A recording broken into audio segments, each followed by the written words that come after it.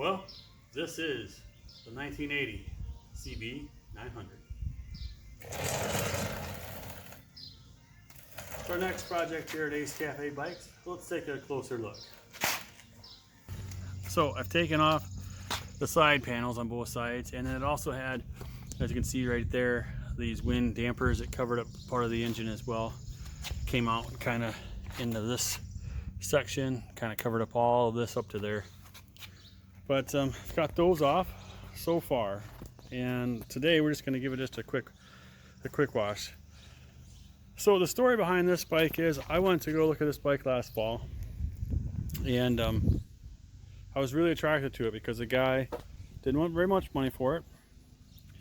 Sounded like he had done a ton of service work to it to get it running again, which he had. And at first, what I really loved about this bike was right here. 10 speed. So the CB900 has got a 2-speed gearbox, a high and a low, 5 in both. So it kind of treats it a little bit like having 6 gears, because you can shift that while you're moving.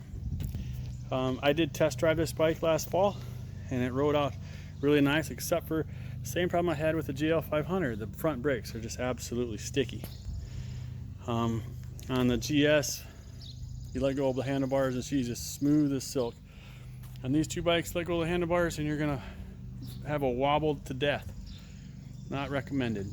So those two things on this bike, I'm not sure if it's just the warped brake calipers, brakes, rotors, what it is, but we're definitely gonna look at that on both of these bikes.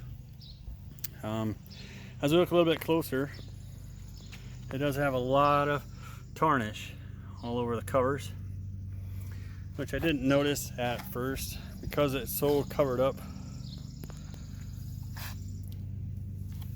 with those plastic bits, which is all right. I don't mind that. I think that kind of gives the bike its age.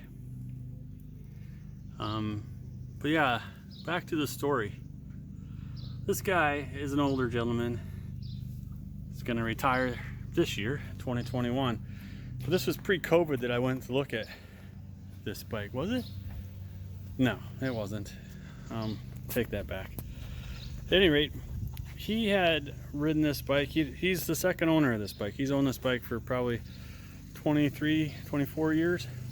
Had this bike when he had a kid, similar to Chase. They went rides on it and it was pretty good for them. He had moved from the farm to town, like a lot of elderly people do. And in doing so, this was found in the barn. 34,000 miles on it. Had a cover over it, so it wasn't extremely dusty, but it was a bit, questionable. It didn't start. So he took it into a shop, paid $1,700 to a mechanic to get it running. Took it to his son's house, which his son is now in his 30s, has a kid of his own, to surprise him with it. Now this guy is, like I said, an elderly man. He's only about 5 foot tall.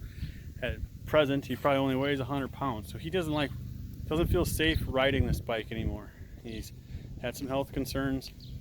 He couldn't ride it that day either, so he had a friend ride it over to his son's house. Well, his son didn't accept it. He said he didn't like motorcycles anymore. Didn't understand why his dad would do such a thing, and rejected it, which was a huge disappointment to the guy. Spent this time and money putting it back together.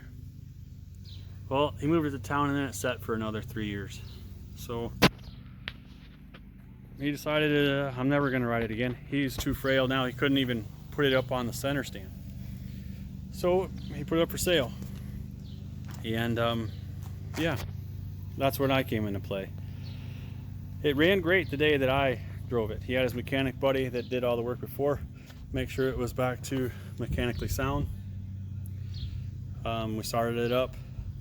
It ran out good. Again, aside for the brake issue, but nonetheless, I told him I'd love to have it, but I didn't have any room for it because we didn't have this garage done. And I couldn't put it over the other house garage because Lori would kill me. So he was gracious enough to hold it for me. But I had to pick it up in May. And so we did. We made an agreement. That's what we did. Went to pick it up in May. When I went to pick it up in May, it doesn't run anymore. So definitely has carb issues. We're gonna have to tackle that. But not sure what we're gonna do with it. Chase would love to be able to sit in that confined space again. But eventually, like the GL, this will become some sort of conversion. Not sure what we're gonna convert it into. I could use some assistance with that. I have quite a few ideas in mind. But what are your guys' thoughts? Leave some comments below. What should we do with this bike? I think this year we're not going to do anything. I'm just going to wash it up right now. Get it so we can ride it. Enjoy it through the fall. Hopefully we'll have the GL500 done by fall. And we can start into this guy this winter. I think that's going to be a good process for this channel. Find a bike in the summer, work it up in the winter, do motor vlogs in the summertime aside with some potential work on bikes, and then do most of our build videos in the wintertime. But yeah, I would love to start it up so you guys could hear it.